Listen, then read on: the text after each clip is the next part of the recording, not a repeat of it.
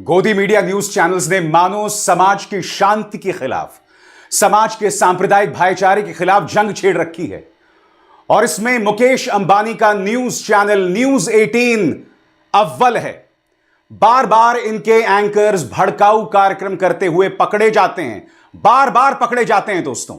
बार बार इन पे फाइन लगते हैं, इन पे जुर्माना लगता है। दिलचस्प बात यह है कि इनके कई एंकर्स पर दंगा भड़काने को लेकर केस है।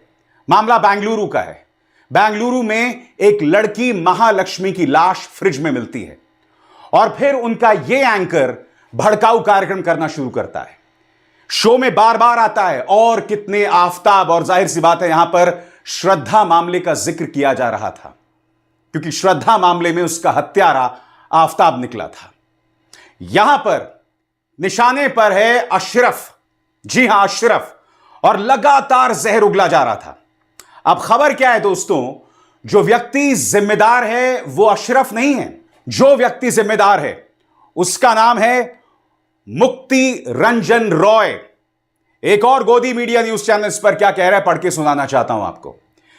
बेंगलुरु मर्डर केस में नया मोड़। ओडिशा में पेड़ से लटकी मिली कातिल की लाश। महालक्ष्मी को मारकर किए थे 59 टुकड़े। महालक्ष्मी हत्याकांड में मुख्य संदिग्ध मुक्ति रंजन रॉय की पहचान पुलिस ने पहले ही कर ली थी। पुलिस सूत्रों का कहना है कि लेकिन वो आरोपी कत्ल के बाद से फरार चल रहा था, जिसके चलते बेंगलुरु पुलिस ने कई राज्यों में उसकी तलाश शुरू कर दी थी। उसने अब उड़ीसा में आत्महत्या कर ली है, यानी असली आदमी, जिम्मेदार आदमी है मुक्ति रंजन रॉय, जिसने आत्महत्या कर ली है। मगर यह न्यूज चैनल लगातार किसी अशरफ पर दोष मढ़ रहा था और लगातार भड़काऊ कार्यक्रम चला रहा था कि और कितने आफताब। मैं एक बात स्पष्ट कर दूं दोस्तों, इनका मकसद सिर्फ यह है कि इस खबर के सहारे मुसलमानों पर निशाना साधा जाए, माइनॉरिटीज पर निशाना साधा जाए। इस जहर का समाज पर क्या असर पड़ रहा है आप सब जानते हैं। समाज किस तरह से इससे बर्बाद हो रहा है आप सब जानते हैं। मगर इन न्यूज चैनल्स ने मानो जंग छेड़ रखी है। और कटघरे में सिर्फ न्यूज 18 जैसे चैनल्स नहीं हैं। कुछ देर बाद मैं आपको बतलाने वाला हूं, अपना एक पुराना कार्यक्रम पेश करूंगा जिसमें मैं आपको बताऊंगा कि गोदी मीडिया के तमाम एंकर्स हैं जो इस तरह के भड़काऊ कार्यक्रम करते हैं, उन पे जुर्माना लगाया जाता है, पुलिस केसेस चलते हैं, मगर इन पर कुछ असर नहीं होता है। मगर आज एक और सवाल है दोस्तों। हालांकि राहुल गांधी को दखल देकर इस मामले पर रोक लगानी पड़ी है, बिल्कुल उत्तर प्रदेश की तर्ज पर, मुख्यमंत्री आदित्यनाथ की तर्ज पर हिमाचल प्रदेश सरकार के मंत्री विक्रमादित्य एक फरमान जारी करते हैं कि अब हर दुकानदारों को अपनी पहचान, अपना नाम और पता अपने दुकान के सामने रखना पड़ेगा। ये वही विक्रमादित्य हैं जो अक्सर हिमाचल प्रदेश के मुख्यमंत्री सुखविंदर सुक्खू के लिए मुश्किल हालात पैदा करते रहते हैं। बार बार उनके लिए मुश्किल हालात पैदा करते रहते हैं। कुछ दिनों पहले यह भी खबर आई थी कि ये भारतीय जनता पार्टी का रुख करने वाले थे, मगर अब इनका एक नया फरमान, इसकी मैं चर्चा करूंगा दोस्तों, क्योंकि आखिरकार इस फरमान पर राहुल गांधी के दखल के बाद रोक लगानी पड़ी है। मगर मैं बात कर रहा था दंगाई एंकर्स की। आप जानते हैं जो झूठ न्यूज 18 ने चलाया, वो झूठ अब भी उनके सोशल मीडिया हैंडल एक्स पर बरकरार है। विडंबना देखिए, शो का नाम है देश नहीं झुकने दूंगा, और अब भी वो जहरीला कार्यक्रम, वो झूठा कार्यक्रम बना हुआ है। आपको याद है दोस्तों, यही वो एंकर था जिसने उज्जैन में एक झूठी खबर चलाई थी कि एक धार्मिक जुलूस जा रहा था, 3 मुसलमान छत पे खड़े थे जिसमें 2 नाबालिग थे, और उन्होंने हिंदू धार्मिक जुलूस पर पानी फेंका था, थूका था, जबकि वो खबर पूरी तरह से झूठी साबित हुई। बेवजह 2 मुस्लिम नाबालिगों को जेल में जाना पड़ा था। वो खबर पूरी तरह से झूठी साबित हुई। मगर इन एंकर्स पर कोई कार्रवाई नहीं होती है दोस्तों। जैसे मैंने बताया, इस एंकर पर दंगा भड़काने को लेकर पुलिस केस भी है। याद कीजिएगा, इसी मंच पर मैंने इन दंगाई एंकर्स पर शो किया था। आइए उसे एक बार फिर देखते हैं। News broadcasting and digital standard authority NBDSA ने इन 3 पत्रकारों के अलावा एक और पत्रकार है, इन पर न सिर्फ जुर्माना लगाया है, बल्कि इन्होंने जो कार्यक्रम किए थे उन्हें हटाने का आदेश दिया है। मैं आपको बता दूं दोस्तों कि NBDSA के प्रमुख हैं जस्टिस AK सीकरी, और जस्टिस ए.के. सीकरी ने इन तीनों पत्रकारों के खिलाफ कार्रवाई के आदेश दिए हैं। मैं आपको बतलाना चाहूंगा कि इनके खिलाफ शिकायत की थी एक कार्यकर्ता जिनका नाम है इंद्रजीत घोरपड़े, और इस शिकायत के बाद इनके तमाम कार्यक्रमों को जस्टिस ए.के. सीकरी और उनकी टीम ने देखा, यानी एनबीडीएसए ने देखा, और फिर एक आदेश जारी किया। और वो आदेश क्या है?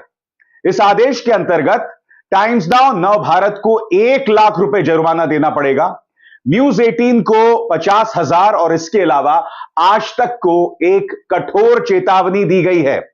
और यही नहीं, इन तीनों और साथ ही में जो चौथा एंकर है, इन चारों के कार्यक्रमों को हटाने का आदेश दिया गया है। मैं आपको बता दूं दोस्तों, इनमें से एक जो ये पत्रकार है, पहले ही करीब 3 हफ्ते तिहाड़ जेल में रह चुका है कथित वसूली के आरोप में।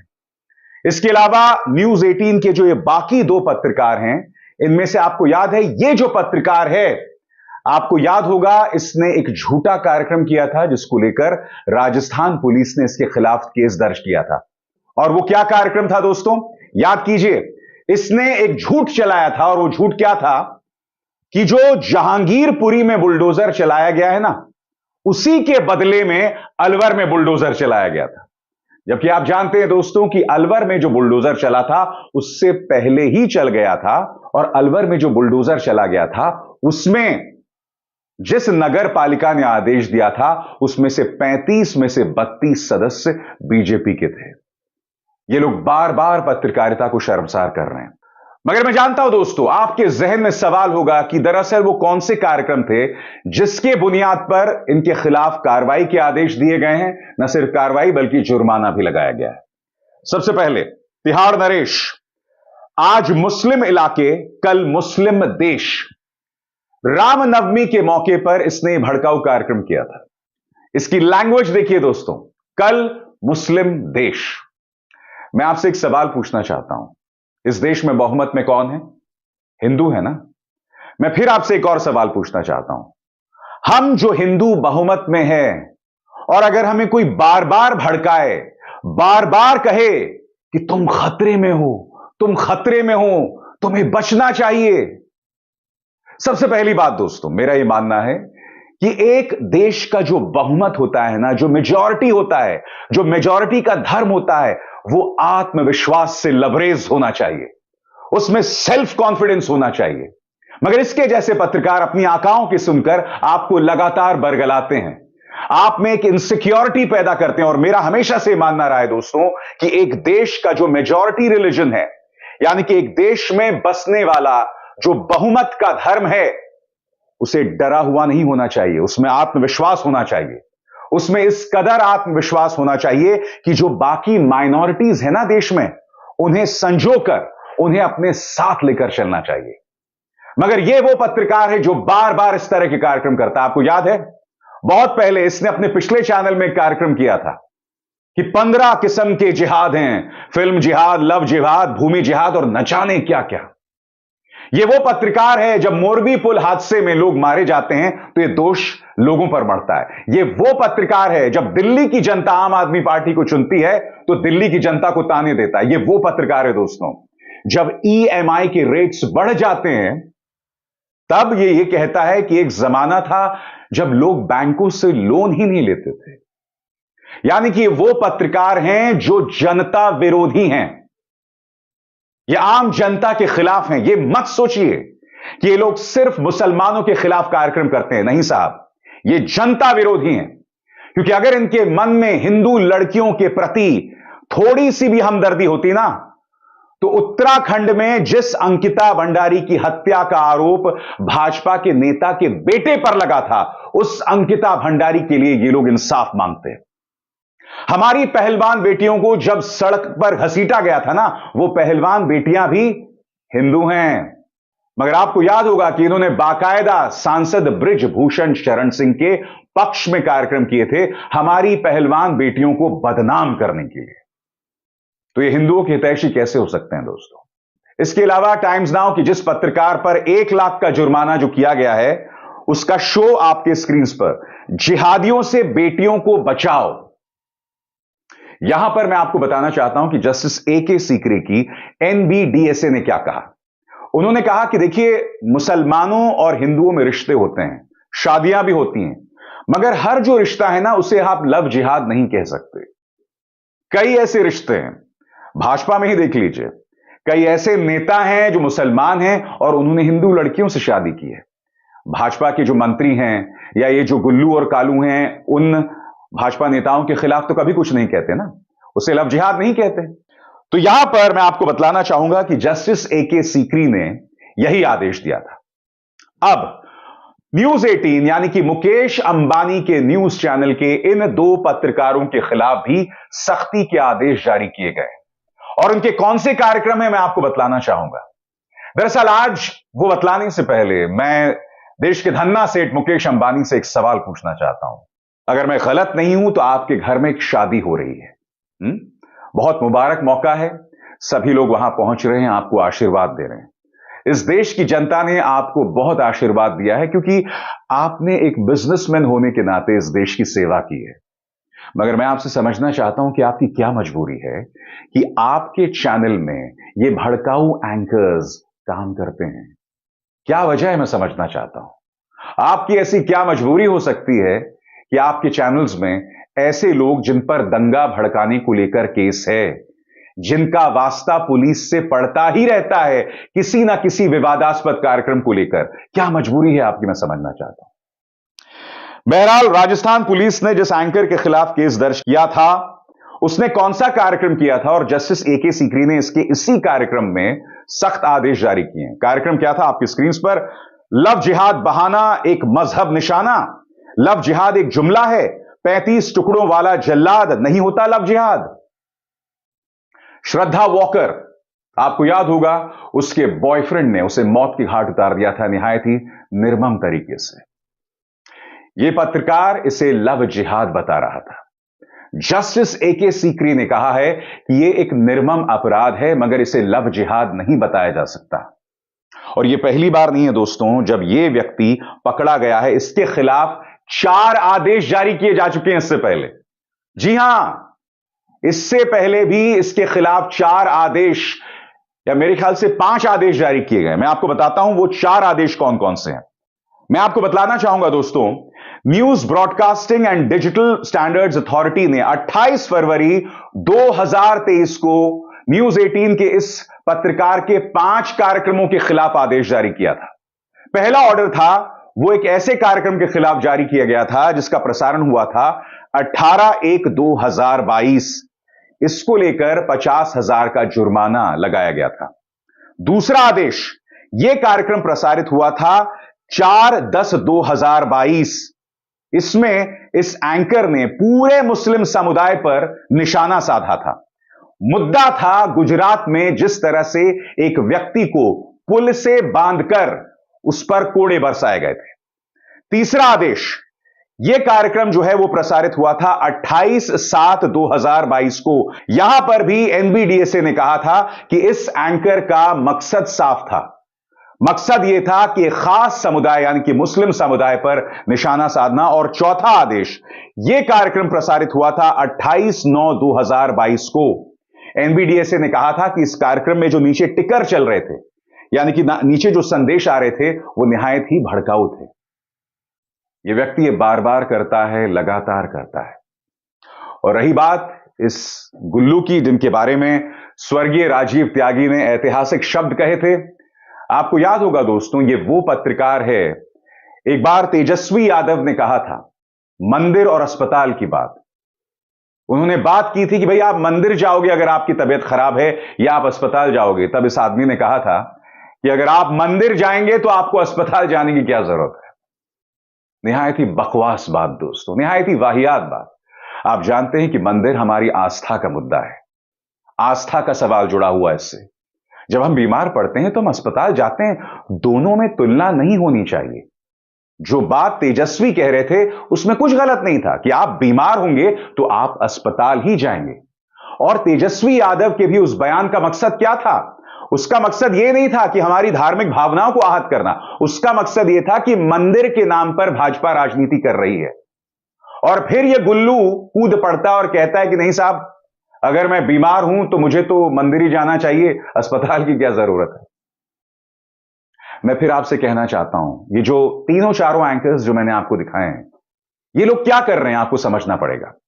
ये लोग न सिर्फ भारतीय जनता पार्टी के प्रोपेगेंडा को, उनके लिए वोट बटोरने का काम कर रहे हैं, बल्कि अपने इन कार्यक्रमों के जरिए इनका मकसद, जो कि एनवीडीए से भी बार बार कहता है, माहौल को भड़काना है, हिंदुओं को लगातार उग्र रखना है।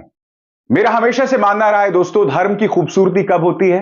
जब वो समावेशी होता है, जब वो सभी को गले लगाकर चलता है। और हिंदू धर्म में तो बाकायदा सर्वधर्म समभाव, यानी सभी धर्मों के प्रति समान भावना, ये बात की गई है ना हिंदू धर्म में। अब ये जो एंकर्स ये तमाम कार्यक्रम करते हैं, क्या उसमें सर्वधर्म समभाव विदित है? बिल्कुल नहीं है। इसके अलावा हिंदू धर्म यह भी कहता है कि वसुदैव कुटुंबकम, यानी कि पूरी दुनिया जो है वो मेरा परिवार है। पूरी दुनिया तो बहुत दूर की बात है, ये लोग हमारे ही देश में बसे नागरिकों के खिलाफ बार बार झूठ बोलते हैं। याद कीजिएगा दोस्तों, कोरोना की पहली लहर में क्या हुआ था? देश कोरोना से लड़ रहा था, मगर इन्हीं के जैसे पत्रकार जो हैं, वो लोग तबलीगी जमात के बारे में झूठी खबरें चला रहे थे कि थूक जिहाद हो रहा है, ये हो रहा है, वो हो रहा है। नतीजा क्या हुआ? मामला अदालत में पहुंचा और खुद चीफ जस्टिस बोबडे ने सुप्रीम कोर्ट में कहा कि तबलीगी जमात के खिलाफ जितने भी कार्यक्रम चलाए गए हैं वो सब झूठे थे। मीडिया ने अपनी अभिव्यक्ति की आजादी का दुरुपयोग किया है, गलत इस्तेमाल किया है। यह मामला औरंगाबाद हाईकोर्ट में भी पहुंचा, वहां पर भी तबलीगी जमात पूरी तरह से दोषमुक्त हो गया। मुद्दा सिर्फ तबलीगी जमात नहीं था, उसके जरिए मुसलमानों पर निशाना साधना, उनके सोशल बॉयकॉट की जमीन तैयार करना, जिसमें खुद भाजपा के नेता सामने उभर कर आ रहे थे। तो देखा आपने, ये बाज नहीं आने वाले हैं दोस्तों। मुझे लगता है जब तक निजाम नहीं बदलेगा, जब तक सूचना और प्रसारण मंत्रालय इस पर सख्ती से कार्रवाई नहीं करेगी, जब तक सुप्रीम कोर्ट बगैर लाग लपेट के नफरती भाषण, नफरती न्यूज टेलीविजन पर लगाम नहीं लगाएगी, इन पर कुछ नहीं होने वाला है। 50-60 हजार का फाइन लगा लेने से क्या होता है? इन न्यूज चैनल्स के अंदर ऐसे एंकर्स की तरक्की होती रहती है और लगातार होती रहती है, और वो मैंने अभी अभी आपको साबित कर दिया है। मगर आज मैं एक और सवाल पूछना चाहता हूं। हिमाचल प्रदेश सरकार का एक फरमान आता है और यह फरमान जारी करता है ये शख्स विक्रमादित्य। यह फरमान बिल्कुल, जी हां बिल्कुल, उत्तर प्रदेश सरकार के फरमान जैसा है कि आपको अपनी दुकान के आगे अपनी पहचान, अपना पता लिखना पड़ेगा। यानी कि अगर आप कोई इमरान हैं, कोई क्रिस्टोफर हैं, तो आपको वो पहचान सामने लानी पड़ेगी। और आप जानते हैं दोस्तों, कुछ ही दिनों पहले हिमाचल प्रदेश में सांप्रदायिक तनाव पैदा हुआ था। उस सांप्रदायिक तनाव के बाद विक्रमादित्य सिंह यह फरमान जारी करते हैं। यह बात अलग है कि बाद में राहुल गांधी को दखल देना पड़ता है, मगर मैं विक्रमादित्य सिंह को इस मुद्दे पर सुप्रीम कोर्ट का फरमान याद दिलाना चाहता हूं। कांवड़ यात्रा रूट पर नेम प्लेट लगाने के फैसले पर सुप्रीम कोर्ट ने लगाई अंतरिम रोक, मगर विक्रमादित्य सिंह पर कोई असर नहीं पड़ा। सुप्रीम कोर्ट के इस फरमान के बावजूद वो एक फरमान लेकर आते हैं। सुनिए उन्होंने क्या कहा। तो इसको हमने समझते हुए, और जिस तरीके से उत्तर प्रदेश में भी, वहाँ पर भी जो रेडी फड़ी वाले हैं खास करके, उनके लिए ये मैंडेटरी किया गया है कि वहाँ पर जो है आपको अपना उसमें नाम और आईडी लगाना होगा। तो हमने भी इसको यहाँ पर पूरी मजबूती से लागू करने का निर्णय किया है कि जो भी अपना दुकान चला रहा है, रेडी फड़ी चला रहा है, उसको अपना आईडी, अपना क्लियर आइडेंटिफिकेशन उसमें करना होगा। वैसे भी क्योंकि अब ये स्ट्रीट वेंडिंग कमेटी बन चुकी है, तो उससे आईडी दिया जाएगा और वो उनको डिस्प्ले करना पड़ेगा, ताकि आने वाले समय में कोई भी अगर ऐसी कोई समस्या आती है, कोई प्रॉब्लम आती है, तो पारदर्शिता से इस पे कार्रवाई जो है वो करवाई जा सके। आखिरकार राहुल गांधी के दखल देने के बाद इस मामले को सुलझाया गया और इस ऑर्डर को वापस लिया गया। राजीव शुक्ला, जी हां, वो राजीव शुक्ला जो कि भारतीय जनता पार्टी के नेताओं के साथ अक्सर गलमहियां डालकर देखे जा सकते हैं, उन्हें इस मुद्दे पर स्पष्टीकरण देना पड़ा। सुनिए 1 मिनट का उनका यह बयान। देखिए, जहां तक विक्रमादित्य जी की बात है, हमारी मुख्यमंत्री जी से भी कल बात हुई, विक्रमादित्य जी से बात हुई, वो उसमें है ये कि विधानसभा अध्यक्ष ने कमेटी बनाई, तो जो जगह जगह जो वेंडर बैठ जाते हैं, रेडी वाले, पटरी वाले, तो ये भाई इनको एक स्थान दो, इनको लाइसेंस दो और इनको रेगुलेट करके ताकि वो बैठें, ताकि उनको पुलिस वाले भगाएं भी नहीं, और जो जगह दी गई उस जगह पे बैठें। उसमें आधार कार्ड भी लगेगा, सब लगेगा जब लाइसेंस। लेकिन ऐसा कुछ भी नहीं है कि उनको बाहर तख्ती लगानी पड़ेगी कि हमारा ये फला की दुकान है, मेरा नाम ये है। ये सब कुछ नहीं है। वो रेगुलेट करके ताकि रेडी पटरी वालों को बैठने की सही जगह मिले और उससे ट्रैफिक भी डिस्टर्ब ना हो, क्योंकि पहाड़ी इलाका है, बहुत छोटे रोड होते हैं। तो इस दृष्टि से वो किया गया है। विक्रमादित्य ने भी उसमें स्पष्टीकरण दिया है कि सिर्फ रेगुलेट करने की बात है, वो कोई योगी पैटर्न पे या वहाँ तो उस चीज़, हर चीज़ को राजनीति तो कम्युनल उससे करती हैं। हाँ, ये वो बात नहीं है। वहाँ तो तिब्बतियों की भी दुकानें हैं। आज राहुल गांधी से एक सवाल है, आपकी जो मोहब्बत की दुकान की बात करते हैं राहुल, क्या यह अर्ध सत्य है? आखिर क्या वजह है कि आपके उस मोहब्बत की दुकान के फरमान के बावजूद इस तरह की हरकतें हो रही हैं? मैं समझना चाहता हूं, आखिर क्यों? विक्रमादित्य में इतना हौसला कैसे आता है कि सुप्रीम कोर्ट के एक फरमान के बाद वो इस तरह का फरमान जारी करते हैं? और यह सवाल विक्रमादित्य से है। क्या उल्टी गिनती शुरू हो गई है? क्या कुछ दिनों बाद आप यह कहेंगे कि आपका दम घुट रहा था कांग्रेस के अंदर, कांग्रेस की हिंदू विरोधी सोच के चलते, और फिर आप छलांग मार देंगे बीजेपी में, जैसे कांग्रेस के कई कायर बोल चुके हैं इससे पहले? बताइए, वो कौन सी एक मोहतरमा थी कांग्रेस की जो बहुत ही वाहियात बकवास करती हैं आजकल भाजपा की प्रवक्ता होने के बाद? कौन है वो? मैं भूल गया उनका नाम। क्या विक्रमादित्य भी वही करने वाले हैं? इस देश में नफरत की अति हो गई है, बाज आइए। कार्यक्रम की शुरुआत में मैंने आपको बताया किस तरह का जहर ये न्यूज चैनल्स जो हैं उगलते हैं। अब अगर कांग्रेस के नेता भी यही करने लगे ना, तो हो गया बंटाधार देश का। मेरी इस बात पर गौर कीजिएगा। अभिसार शर्मा को दीजिए इजाजत। नमस्कार।